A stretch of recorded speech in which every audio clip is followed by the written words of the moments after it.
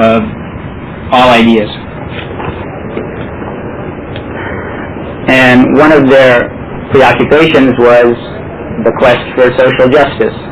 And so out of the Enlightenment you have the French Revolution and its Western branch, which led to the theories on which the American Constitution were developed. Its Eastern branch developed into Marxism in the Soviet Union. And so one of the areas of social injustice that they saw was the oppression of women.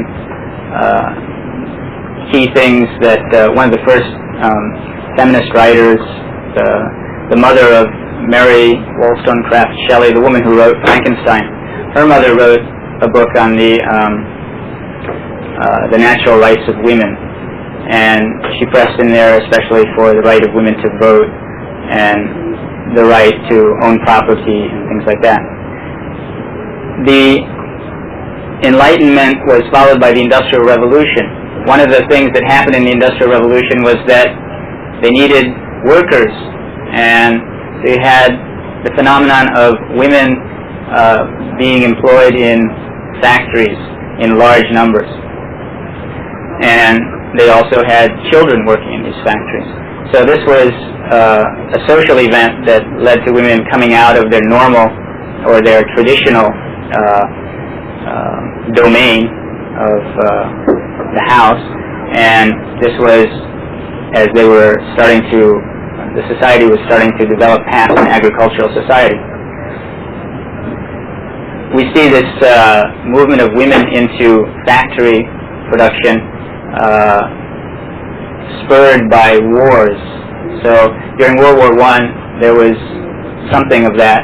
World War II was a big jump. Most of the war industries were manned or women by women, and you had these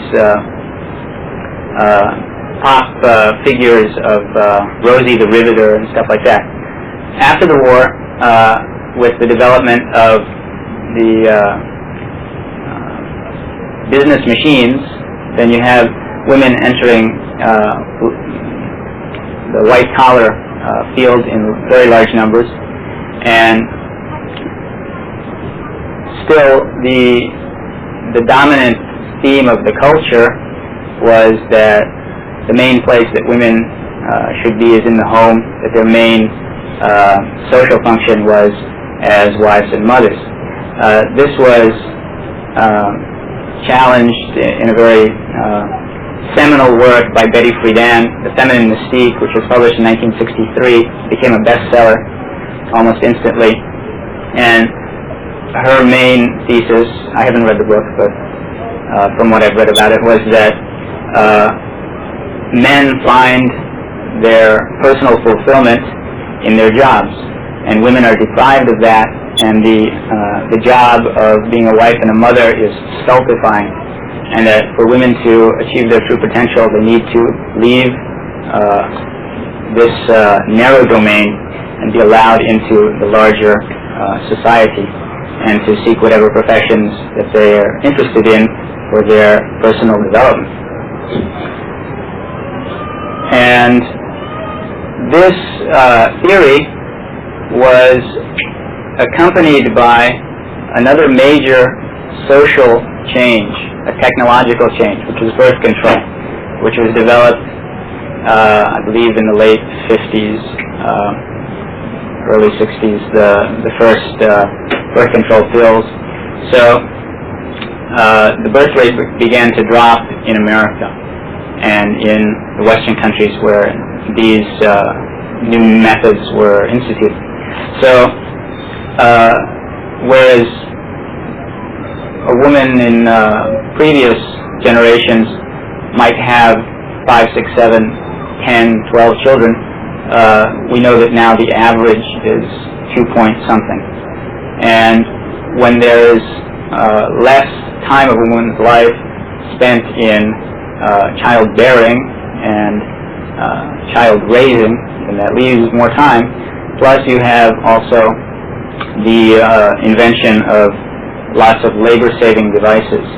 So there's less labor to do around the house, so there's more free time. So her treatise, or her book, was dealing with these social changes and suggesting that the proper way to deal with it was for women to leave the home and start working. Another major seminal book, which I think was published in 1970, it was by Kate Millett, called Sexual Politics. And this book really marks the beginning of a transition from what one writer, Christina Hoff Sommers, she wrote a book that was published a year or two ago called Who Stole Feminism? She's a professor of philosophy at the University of Vermont, I think. No, Clark University. Clark University in Massachusetts, right? She marks the difference between two stages of feminism in America. One she calls equity feminism, which was the feminism of women who were striving for the right to vote and equal pay for equal work, the right to own property, the right to divorce, that anything that is permitted to a man, a woman should be given it in the same level. With Kate Millett's book, Sexual Politics, her thesis was that the whole history of mankind is a history of patriarchy, the oppression of women by men, and that this oppression is it is the central reality of social existence. And one person who took off with that theme was, I think her name was Susan Brownmiller. She wrote a book about rape, and her thesis was that all men benefit by some men raping women, because it's how men keep women in line.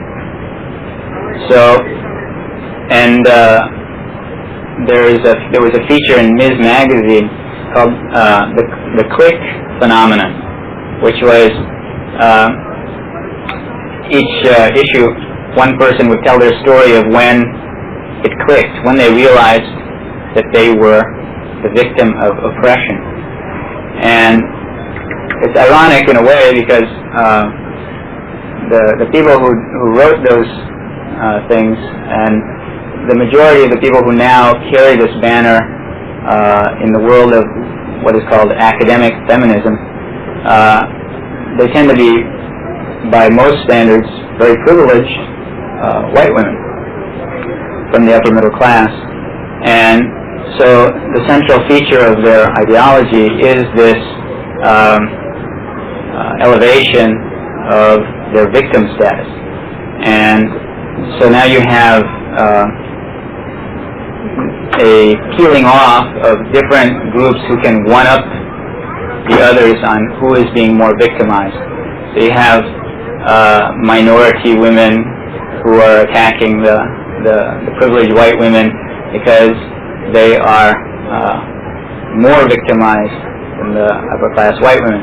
And then you have lesbians who are attacking the others for being privileged in their heterosexual status, or in some way perhaps some people put it forward that the heterosexuals are in some way a traitor to their sex, collaborating with the enemy, so to speak. So there's different sort of splinter groups, and this has been a feature actually of leftist politics since the 60s, which is every little group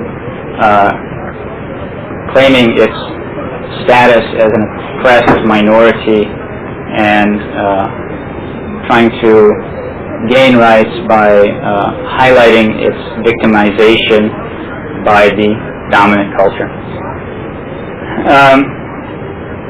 This movement has become very powerful, especially in the university setting, and since the late 80s, early 90s, there's been a tremendous amount of money spent and jobs created for curricular transformation.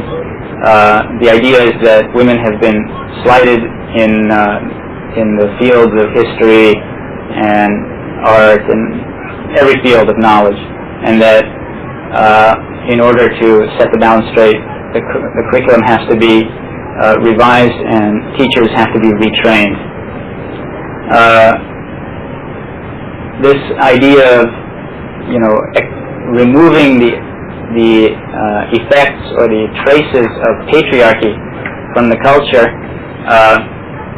has gone to such an extent that they want to revise the language to remove traces of patriarchy from the way we think, by the way we use words. So history is renamed herstory. There was one woman who dedicated her book to her sisters in the woman's study ovular. So, when I read this is a chapter heading of Christina Summers' book. So I read that and I was puzzled. What does ovular mean? It's the feminine version of a seminar. Okay. One of the subjects which has undergone their scrutiny is religion, and religion as a tool of patriarchy for maintaining the dominance of men over women. One feature of this examination, which meshes with the New Age philosophy, is the idea of the goddess, that men have promoted a male god, and that Christianity, which is their cultural background, Christianity and the Catholic Church stamped out the women's religion, or the indigenous religion of Europe, and that is what burning witches was all about. That the Catholic Church had no role for women in any way, and these pagan religions, which had been in Europe before Catholicism established its dominance, that women had a great role in these religions. They were nature religions, and they used to worship the goddess. The great goddess is a recurring feature of pagan religion in the Mediterranean region under the name of Isis and Astarte and Sibyl and so many other names. So you see people with bumper stickers nowadays saying the goddess lives, and they call the religion Wicca, which is their name for what is called by us sorcery or witchcraft. Along with their attack on Christianity, of course, they have a lot of criticism to level at Islam. I'm quoting now from Aziza Hibri. She's a professor of law at the University of Richmond. She's from an Arabic background. She speaks... University of Vermont at Richmond? Yes. Oh. University of Richmond is in Virginia. She seems to be born in an Arab country because she speaks English with an Arabic accent, and she, like I say, she's a professor of law. She said that she had been an atheist for many years of her life, and then she found her she found personal problems in her life which led her to search for religion, and she returned to Islam. She says, some argue that Islam is essentially a variation of patriarchal ideology. Others argue that Islam is above worldly ideology, including patriarchy. For as the Word of God, it transcends all ideology. And then she goes on to say that, I'm just paraphrasing, that of the people who take that second point of view, they fall into two groups. One group says that Islam, as it's practiced today, is fair and just to women. Another group says that Islam, as practiced today, is utterly patriarchal, as opposed to the true Islam.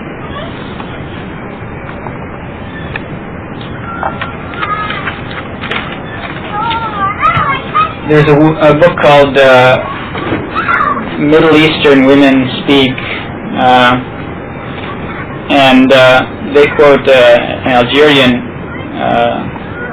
feminist named Fadila Mourabit. She has a long article in there which is somewhat rambling, but when she gets down to it,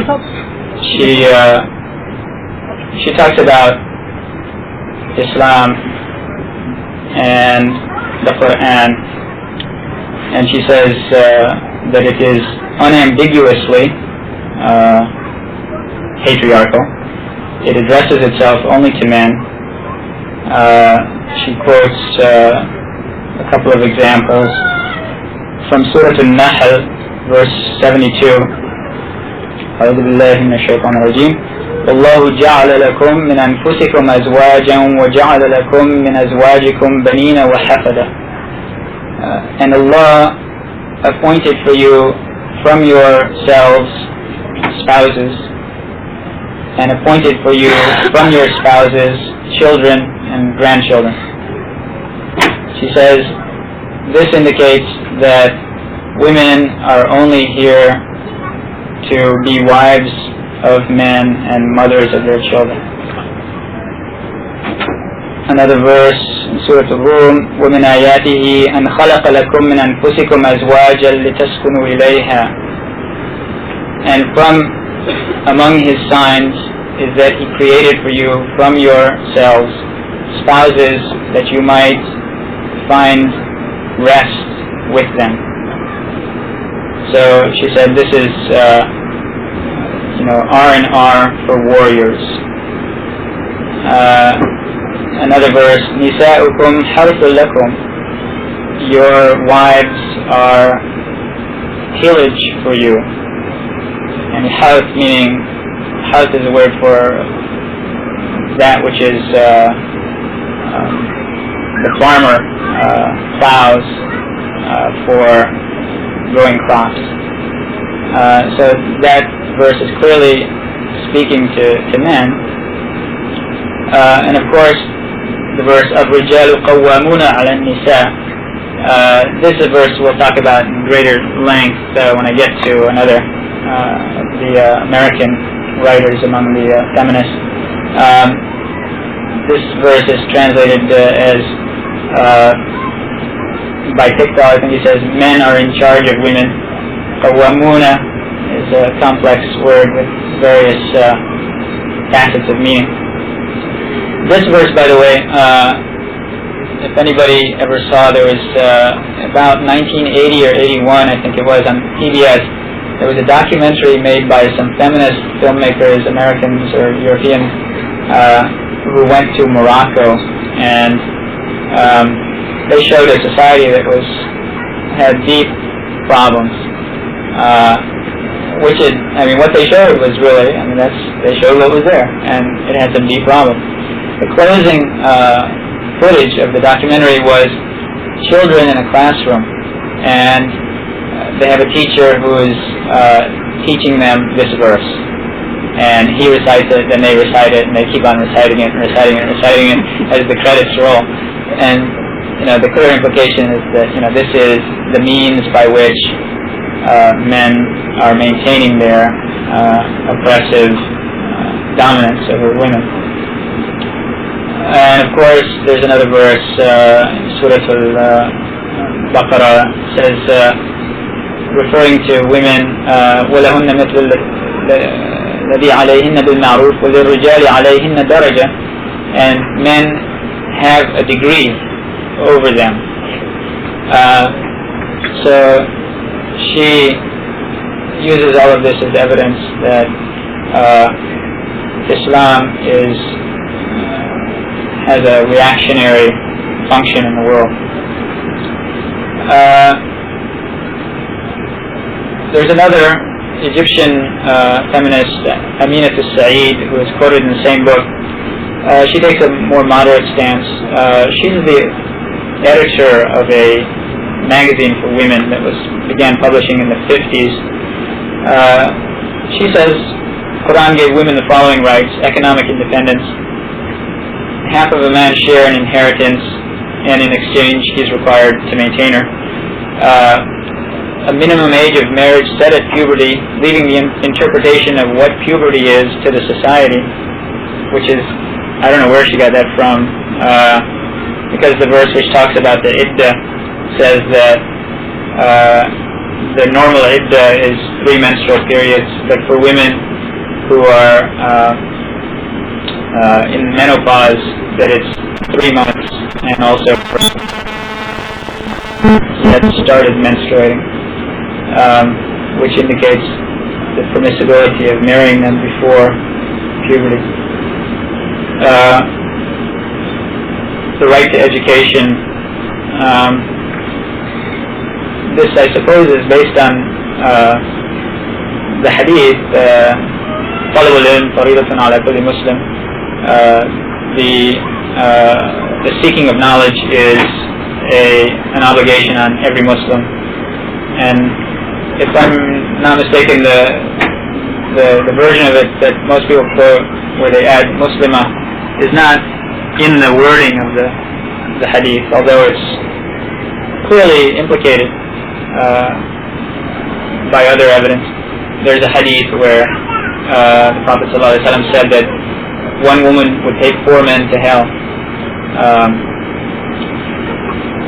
Her deeds would be presented before Allah on the Day of Judgment. She would be found lacking, and He would order her to be taken to hell. And then she would cry out that my father, my brother, my husband, and my son, they all knew what they should be doing, and they never taught me. She goes on to say the right to work, to be involved in trade and commerce, to own property, to sell and buy without influence of a man.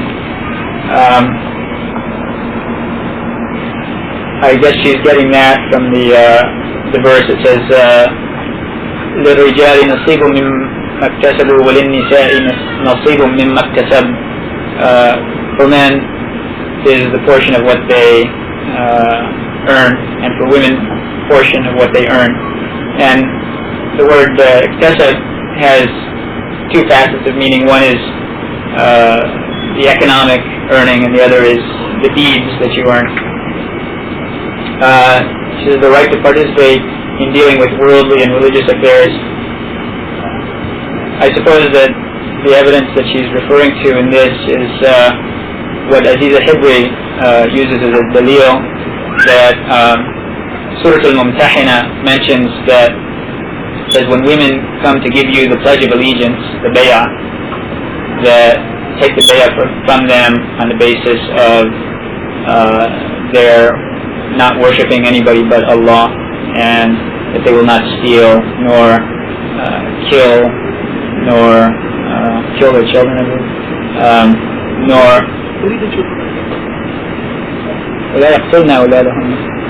they will not kill their children, nor will they invent a slander, which some scholars say that means attributing a child to their husband who's not really his child, and that they would not disobey the Prophet ﷺ in al-ma'ruf, that which is widely recognized as good or proper. So the bay'ah is fundamentally a political act, although all of these duties that are mentioned in it they tend to relate to personal activities. But the word bay'ah has a strong political implication. Okay, and number 7, the right to choose her own husband. And this is an example of something that the feminists have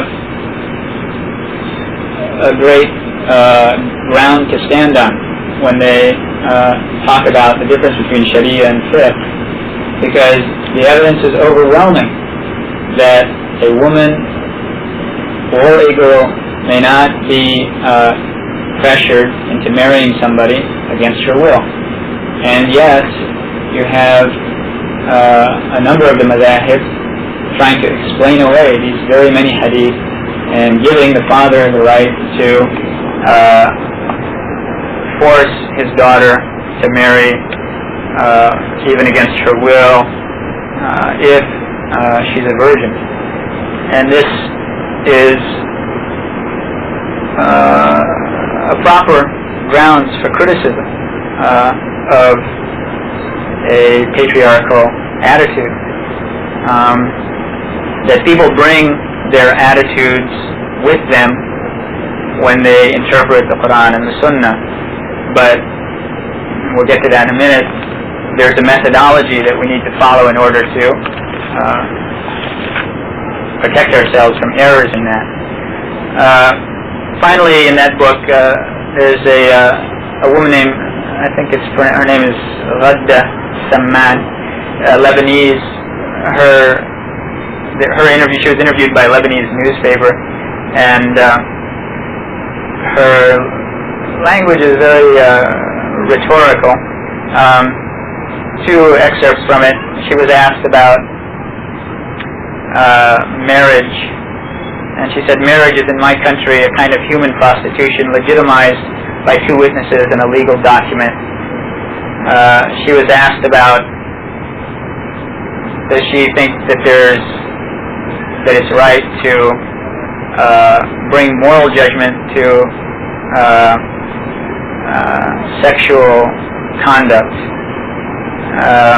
And she talked about how the ideas of right and wrong vary from one culture to another. For an Eskimo, is considered hospitality to offer his wife to a guest. And so she says, it's wrong, this is a quote, "It's wrong to assign absolute value to the moral concepts of any period." So there's a spectrum of reactions, to feminism, and a spectrum of reactions to the Qur'an and to Islam under the impact of feminist thought. Some of the things that are clearly not a desirable thing, and they're not from Islam, which we see widespread today, or at least present among Muslims. Of course, as I mentioned earlier, illiteracy. The percent of illiteracy in many Muslim countries is high for both sexes, but it's almost always about twice as high for women as it is for men. A particularly troubling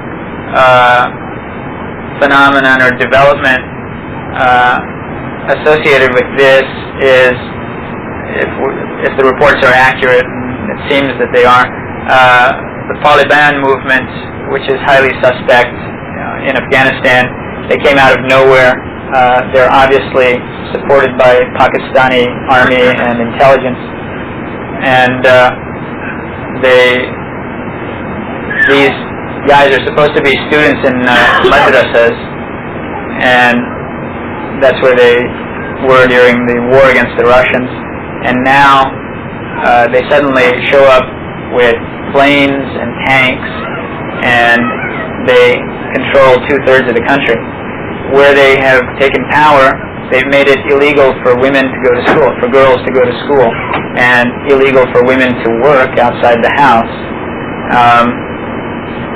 And in connection with this, there's a book by the Islamic Text Society. I forget the author's name. I think his name is Siddiqui. It's about hadith, and he has an appendix in the end of the book where he talks about the role of women in the study of hadith in the past. This is quite interesting. He takes evidence from books of tabaqat.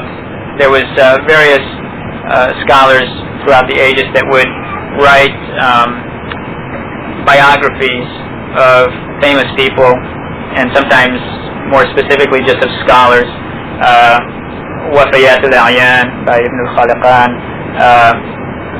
Al-Daw al-Lami' by Ibn al-Hajar, a number of books, Tabaqat Ibn Sa'd, and he demonstrates in there that there was just a long history of women who were hadith scholars, and they studied hadith from women, and they also studied it from men, and they had men among their students and women among their students.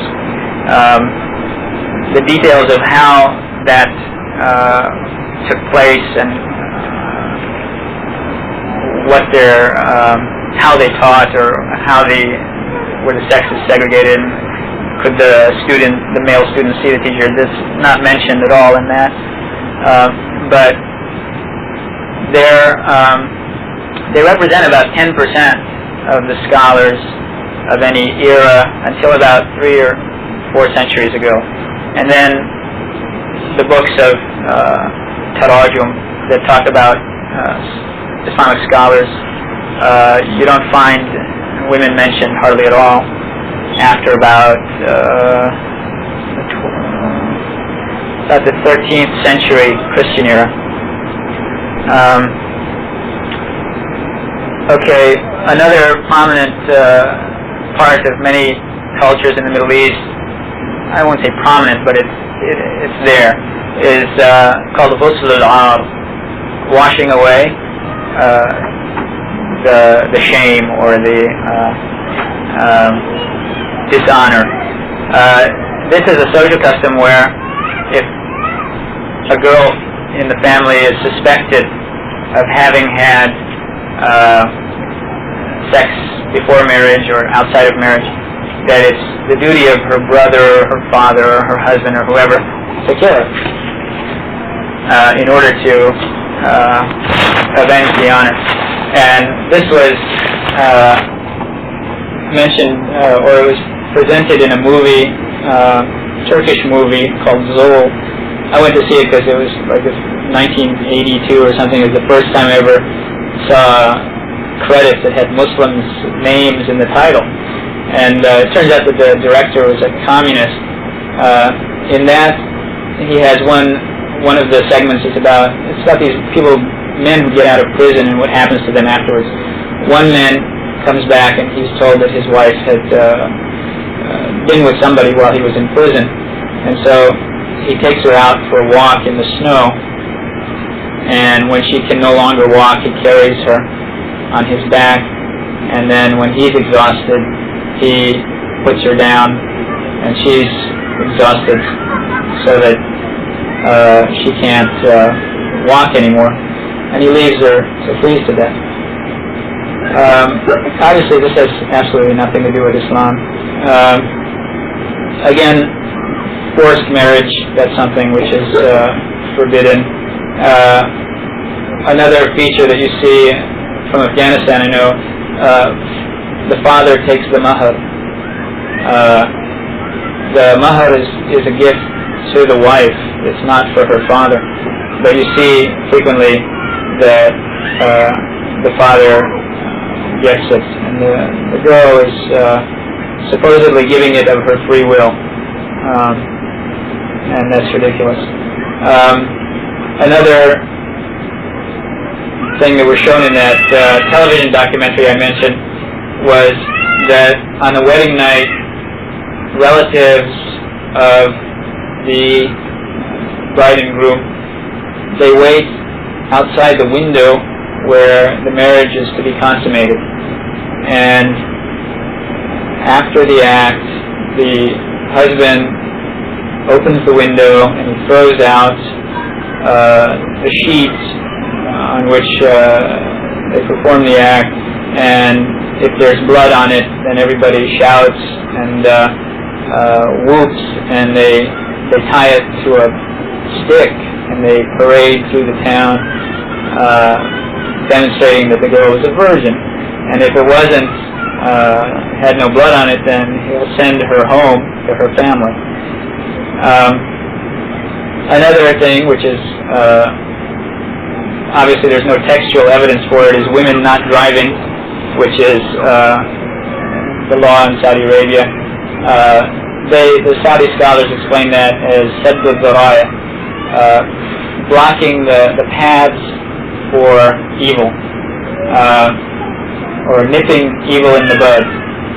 And they say it might be that her car would break down and then somebody would bother her. Or maybe that by driving themselves, then that encourages them to leave the house, and they really shouldn't.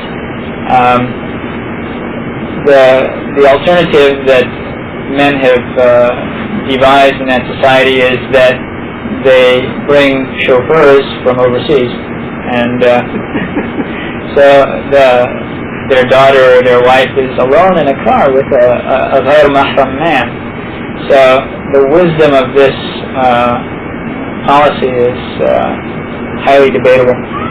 Okay, another thing that you see in the books of fiqh is the statement that a woman is not allowed to leave the house without her husband's permission.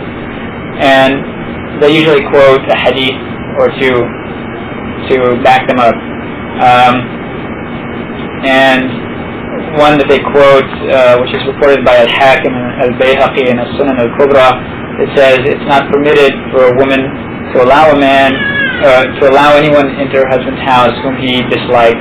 That part of the hadith is mentioned in many authentic hadith.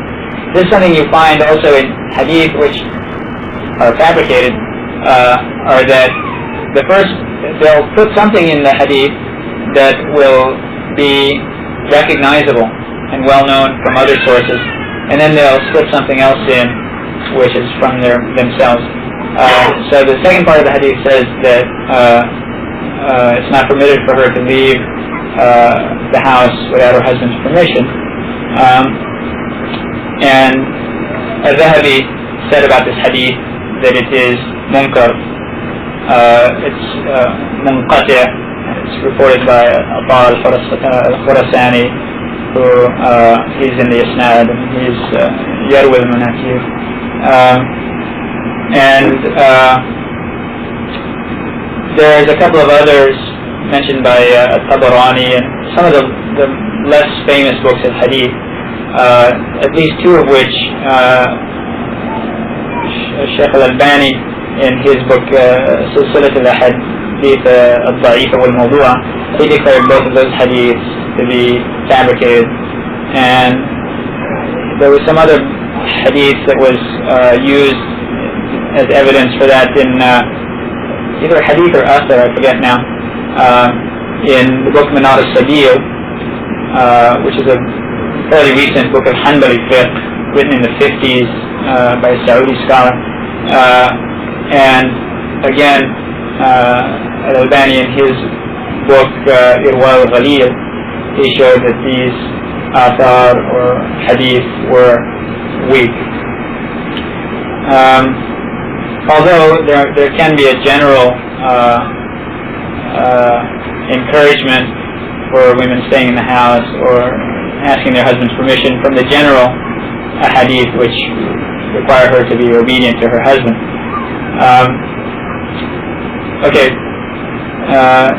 To talk about some of the prominent women du'at in America, Muslim women, the best that I've come across or heard is Amina Silmi. I've only heard one tape of hers, which was Islam as a means for women's liberation or something like that. That was a talk that she had given to a mostly a non-Muslim audience at a college town, I think in Kansas.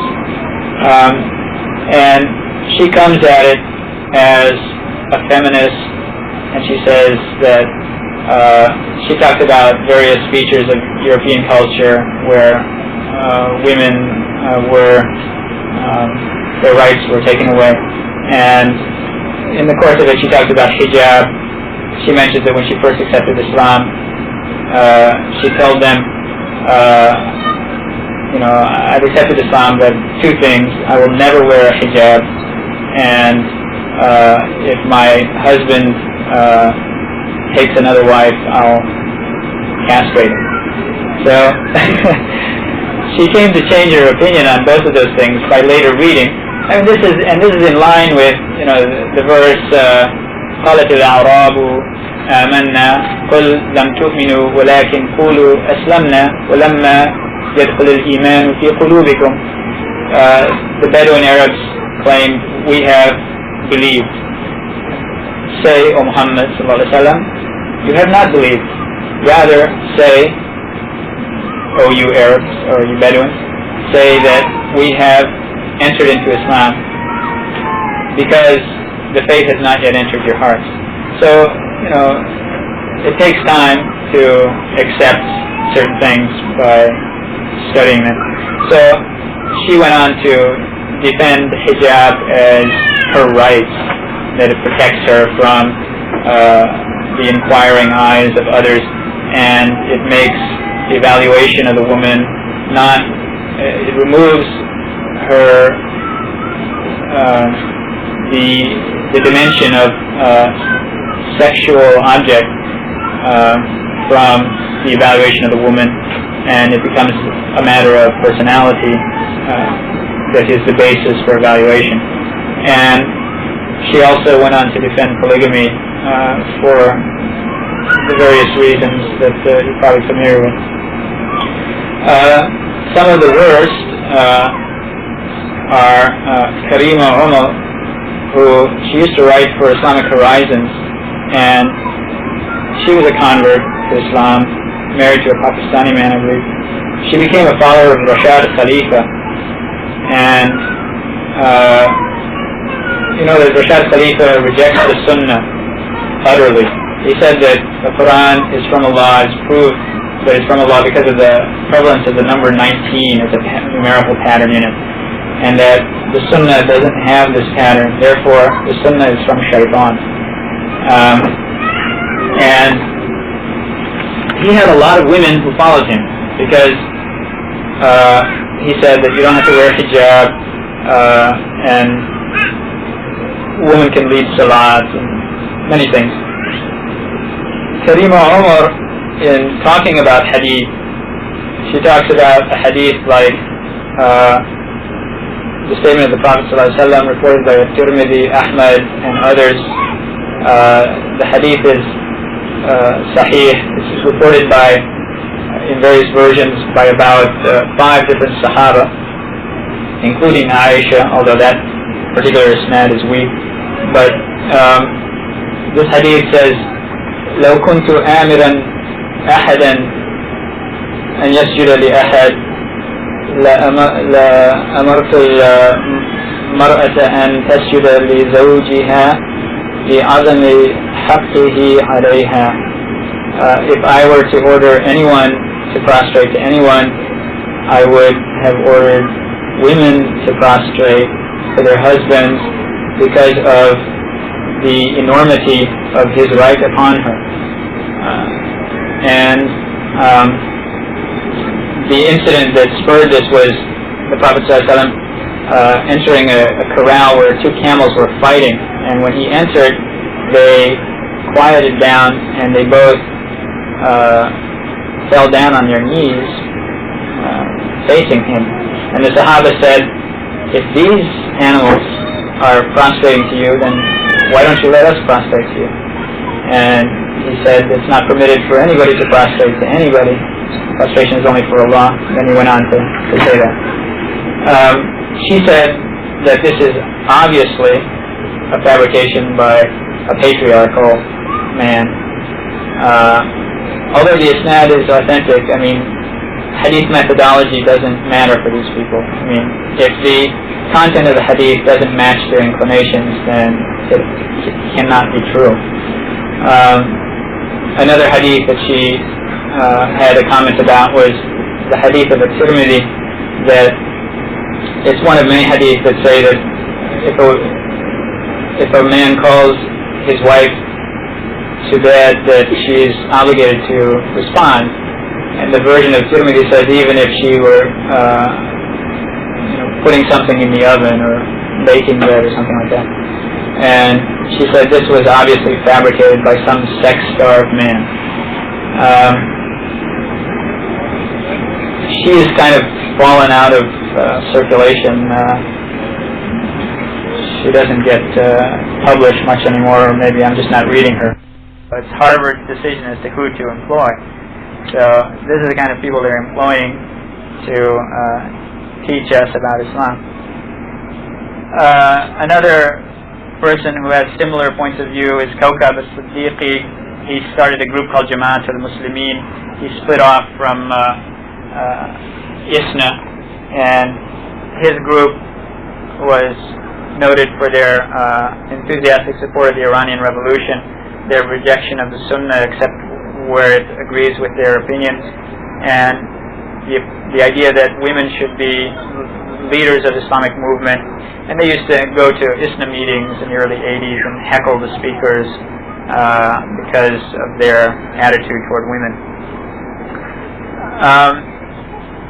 Then you have Aziz al-Hibri and her protege Amina Wadud Muhsin, who she also teaches at the University of Richmond, and I assume that she got there through Aziz al-Hibri. She did a doctoral thesis on which was later printed in a shortened form as a book called Qur'an and Woman, or Woman in Qur'an, I forget. These people, the methodology that they use in dealing with Islamic sources is, first of all, a rejection of the Sunnah, either in whole or in part. And when dealing with the Qur'an, they use a technique that was pioneered, as far as I know, by Fazl al-Rahman. Fazl al-Rahman was a scholar who was basically driven out of Pakistan. He was so disliked for his opinion, and he was hired by the University of Chicago, and he has mentored a whole new generation of scholars or students of Islam here in America. And he wrote a book called Modernizing Islam, Confronting an Ancient Tradition, something like that. In there, he says, when you look at the Quran, you have to realize that it was revealed in a specific cultural milieu. So you have to take the specifics and extract the general from them, and then you have to reapply those general principles to your specific situation. So we'll get to, well, let me just give you an example of how they do that. First of all, one of the examples they use for it, in the verses in Surah Al-Anfal, where it says, وَأَعْدُّ لَهُمْ مَا اسْتَطَعْتُم مِّن قُوَّةٍ وَمِن رِّبَاطِ الْخَيْلِ تُرْهِبُونَ بِهِ عَدُوَّ اللَّهِ وَعَدُوَّكُمْ. Prepare for them what you're able to of strength and stables of horses, striking fear thereby into the hearts of the enemies of Allah and your enemies. So,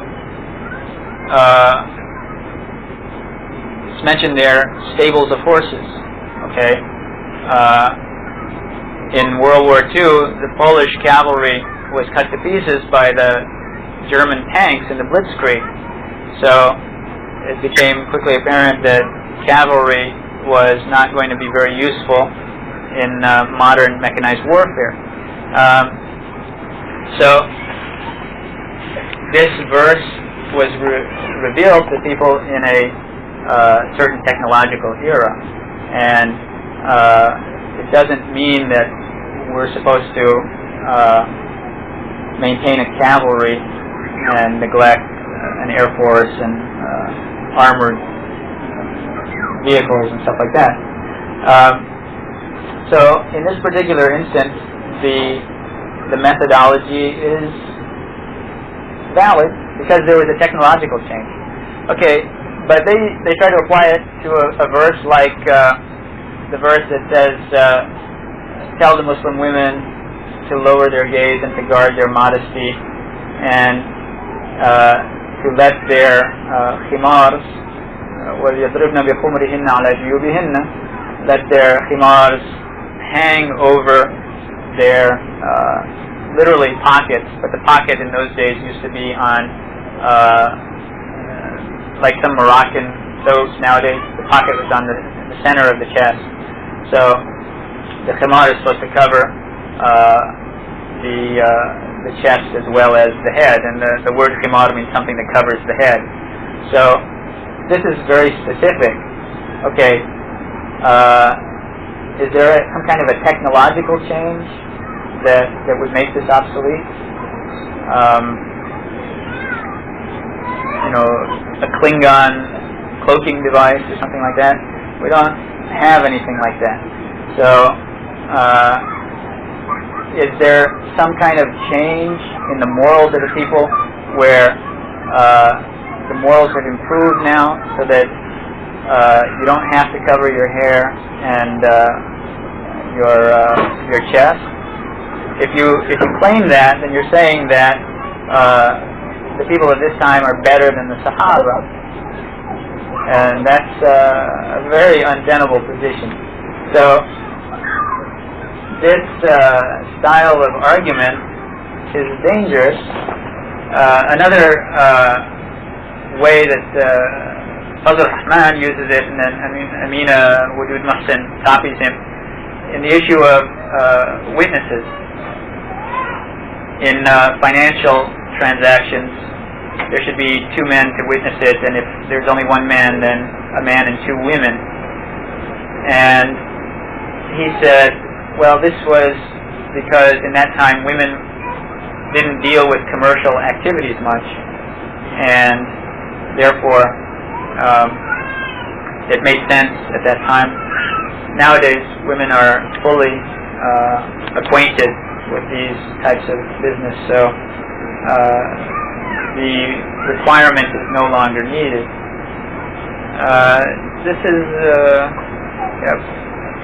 a person who says that will have to be able to answer to Allah on the Day of Judgment if they're wrong. There's a basic rule in Islam that says there's no ijtihad permitted with a clear text. So, if he's able to present evidence, then he would be exonerated. But it is a dangerous thing.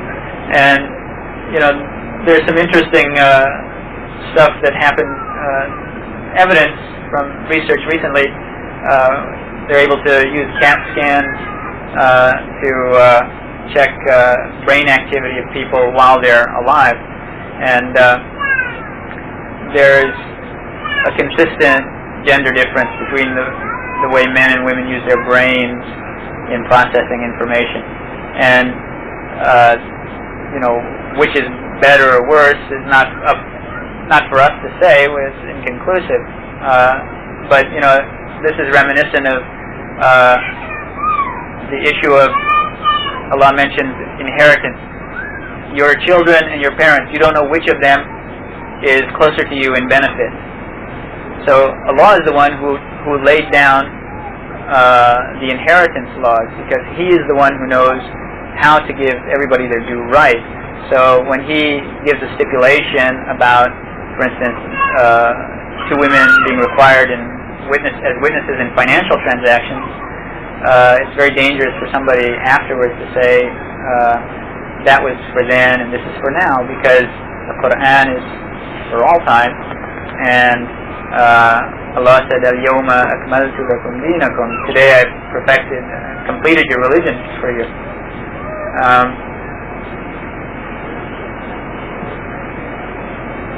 Time is time is short, so let me just get to 2 points of Amina Wadud Muhsin.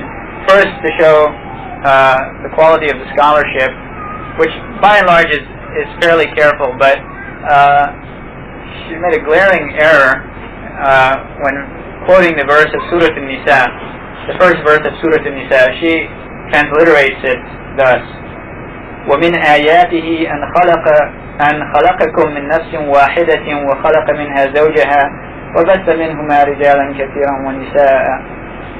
This is not the way that verse is. She's blended the beginning of a verse from Surah Al-Rum with and tacked that onto the beginning of the end of the surah from Surah An-Nisa, the ayah from Surah An-Nisa. That's sloppy scholarship. But on a matter of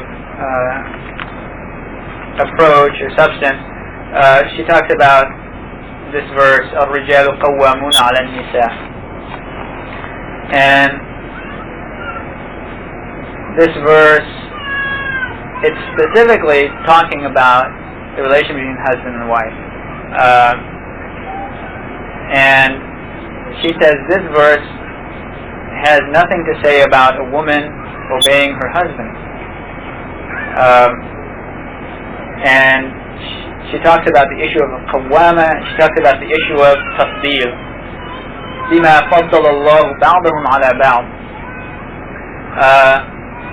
She says the preference mentioned here is only in one issue, perhaps two, that they're allowed to divorce their wife without seeking an outside authority, whereas the wife has to go to a judge, and that they get a double share of inheritance.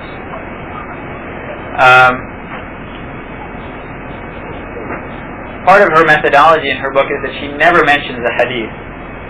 The only place she mentioned a hadith is in the footnotes when she was talking about the ayah in Surah An-Nisa that I just previously mentioned, that Allah created us from a single soul and created from it its mate. And she says, and I quote, "Is perhaps the scarcity of detail that has caused Qur'anic commentators like Az-Zamakhshari to rely on biblical accounts which state that Eve was extracted from the rib or side of Adam." Then in the notes she says, not to be overlooked, however, is a similar story in a hadith, plural of hadith, right? All of which have a single link in their isnad, thus diminishing their strength. I mean, there's a multitude of these hadith. I mean, there's multiple isnads. Each of them might come down to a single narrator at some point in the isnad, but there's multiple isnads of this hadith, which says that women were created from a rib and the rib is curved. So she consistently ignores hadith. So just to mention one hadith on this issue, which is reported by Bukhari, Muslim, Ahmad, Ad-Darimi, Abu Dawood, At-Tirmidhi, and Ibn Majah. It says the Prophet ﷺ went out after the Eid, and he gave a special khutbah to the women. He said, "Ya ma'ashar al-nisa, tasaddaqna." O assembly of women, give charity. فَإِنِّي أُرِيتُكُمْ أَكْثَرَ أَهْلِ النَّارِ, because I was shown you to be the majority of people in the fire. They said, "Why is that, Ya Rasulullah?" He said, تَكْثُرْنَ اللَّعْنِ, and you're given to cursing frequently. وَتَكْفُرْنَ الْعَشِيرِ, and you're ungrateful for good company. ما رأيت من ناقصات عقل ودين أذهب للب الرجل الحازم من إحداكن. Is that I haven't seen anyone deficient in intellect and deen who is more able to sway a rajul al-hazim, a person who has a firm grounding or whatever to sway his mind than one of you. They said, and what is the deficiency in our deen and in our intellect, Ya Rasulullah? He said, isn't the shahada of a woman, the testimony of a woman, half the shahada of a man? They said, yes. He said, that is nuqsan in that's the deficiency in their intellect.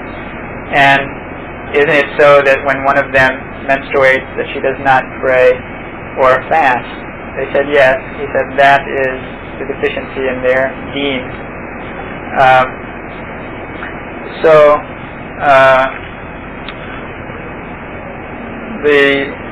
The starting point and the ending point in dealing with the issues of the Qur'an and the Sunnah, or the issues that face us in our life, is the verse from Surah Al-Nisa, Surah Al-Ahzab, وما كان لمؤمن ولا مؤمنة إذا قضى الله ورسوله أمرا أن يكون لهم الخيرة من أمرهم ومن يعص الله ورسوله فقد ضل ضلالا مبينا. It's not the right of a believing man or a believing woman, once Allah and His Messenger have decided an issue, that they should have a choice in that issue of theirs. And whoever disobeys Allah and His Messenger, then he has strayed openly. And as a methodology for understanding the Qur'an, this is clearly indicated in the verse of Surah Al-Hijr, وَأَنزَلْنَا إِلَيْكَ الذِّكْرَ لِتُبَيِّنَ لِلنَّاسِ مَا نُزِّلَ إِلَيْهِمْ وَلَعَلَّهُمْ يَتَفَكَّرُونَ. We sent down the reminder to you that you might explain to the people what was revealed to them, and that perchance they might reflect or think. So, a methodology which seeks to explain the Qur'an simply by linguistic means, analyzing the meanings of words, and completely ignores the statements of the Prophet ﷺ in explaining those words, is going to be deficient. So this whole verse revolves around obedience of the woman to the man, and this obedience is not blind obedience. We know that Allah mentions making shura. The husband and wife have to make shura on the issue of weaning the child, or weaning the child before 2 years are finished. And the general description of the believers, وَأَمْرُهُمْ شُورَى بَيْنَهُمْ, that their affairs are conducted by consultation.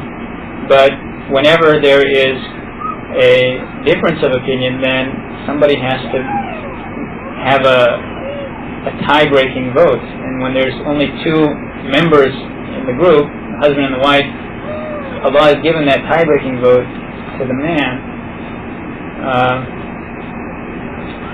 Due to the shortness of time, I'll stop there.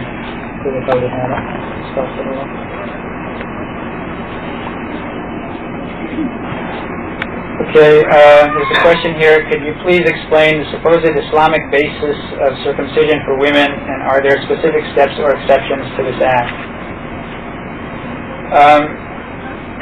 This is based on a number of hadith.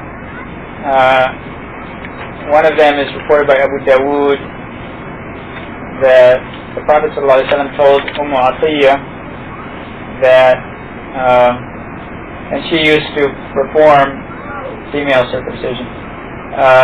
He told her, according to this version, that she should cut a little bit and not eradicate the clitoris. And this particular hadith is weak in its isnad, but Shaykh al-Albani, he brought a number of supporting hadith. All of them have problems in the isnad. In his book, Silsilat al-Hadith al-Sahiha, every single one of those hadith has a problem in the isnad. He says that when you put them all together, they become sahihun li ghayrihi, which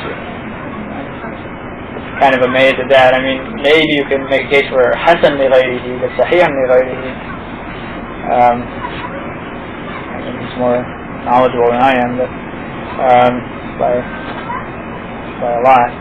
But I was kind of surprised by that.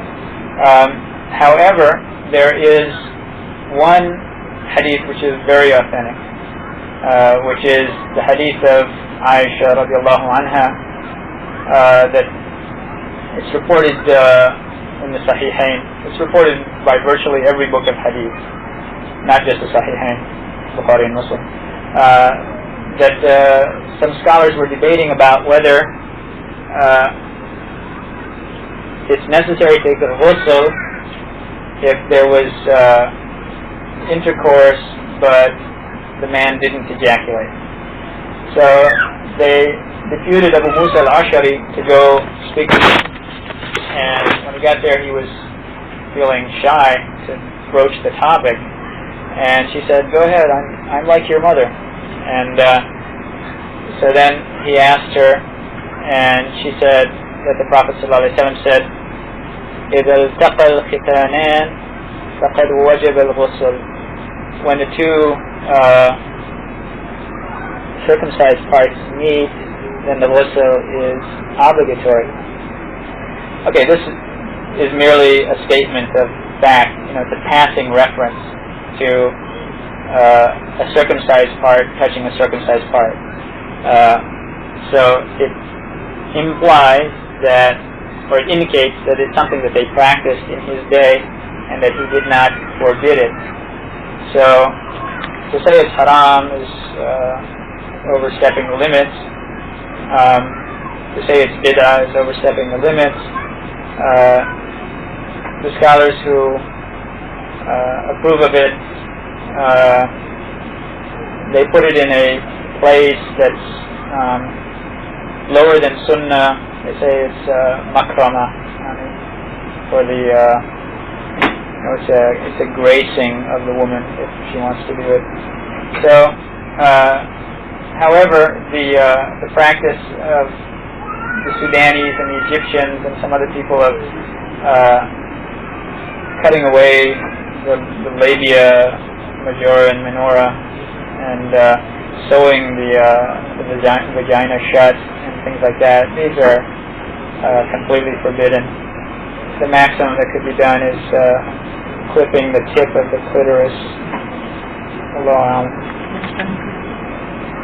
We have 7 minutes.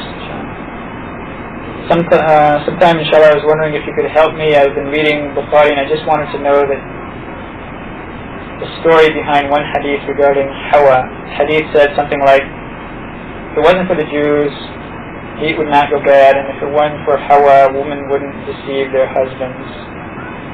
I don't know much regarding this. Allahu Alam. Yeah, I don't know anything about it.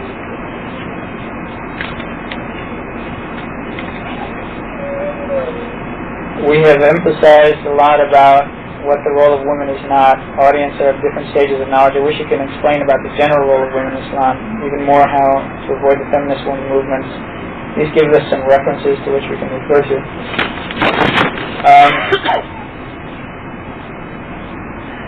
So long topic. First of all, the basic rule is that everybody has spiritual duties, and the spiritual status and duties of women are comparable to men.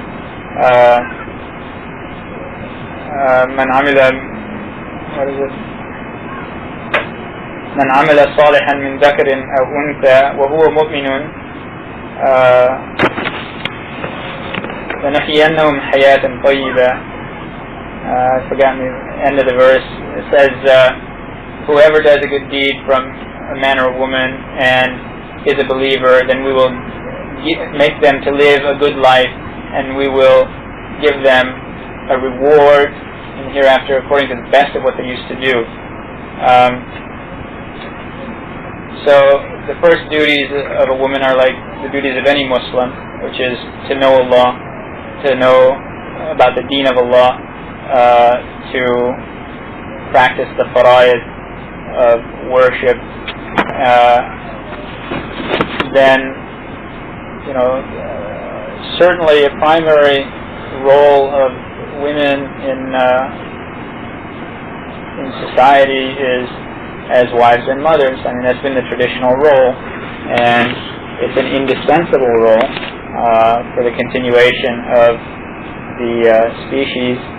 And it is, the Prophet ﷺ, in one version of that hadith about the sajda, he said, by Allah, a woman can't fulfill her duty to Allah until she fulfills her duty to her husband. So these are the primary roles. If women don't do them, then especially child raising will be handed over to people who are not emotionally involved in those children. So the kind of care that they're going to get will be deficient. For sure, in America, you have lots of women who accept Islam. They don't have Muslim families.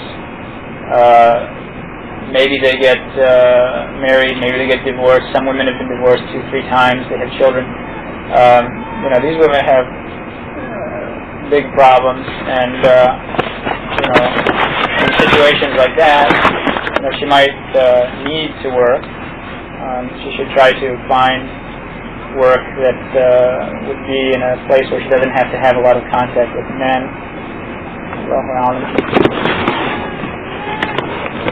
Can you please put it simply, is Islam a patriarchal religion?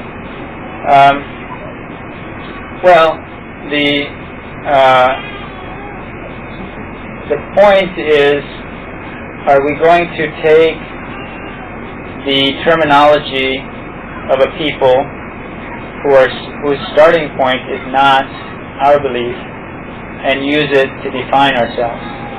So that's a very central issue. Feminists, the gender feminists, their deen is feminism. Okay, it has taken the place of religion for them. The way that environmentalism is the deen of some of the more radical environmentalists.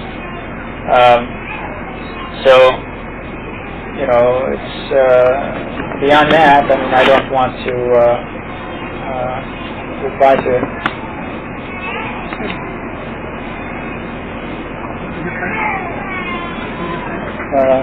Time is over.